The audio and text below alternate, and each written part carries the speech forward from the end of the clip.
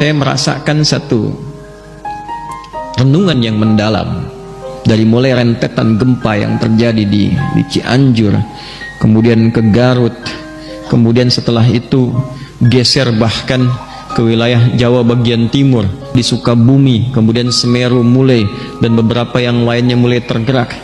Anda bisa berkata dengan teori ilmiah bahwa ini ada pergerakan secara geografis begini, secara geologis begini, secara fisiologis seperti ini. Ya, itu hitungan teman-teman.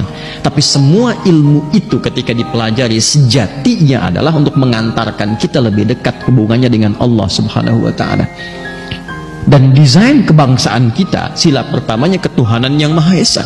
Jadi hal yang harus pertama kita koreksi dalam diri ketika banyak musibah terjadi, hujan yang sejatinya kita harapkan menghidupkan tanaman, bebuahan, tumbuhan dan panen yang indah itu, sekarang longsor kita temukan di berbagai tempat, banjir bandang, beberapa air meluap, beberapa kemudian terjadi hal-hal yang tidak kita inginkan. Pertanyaan pertamanya, wahum yastaghfirun, di mana orang-orang yang tobat itu?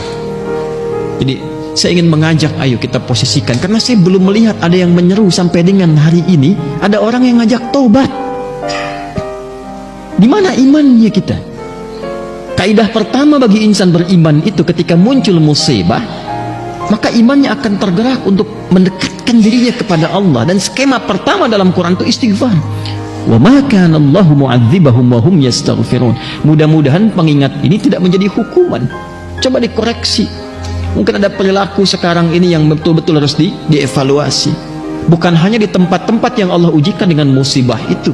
Boleh jadi yang terkena gempa reruntuhannya itu syahid di hadapan Allah secara syahid akhirat. Tapi bagaimana kita yang akan berpulang kemudian? Tapi ada perilaku apa juga di sekitaran kita, baik di tempat itu, di sekitaran kita saat ini. Perbaiki.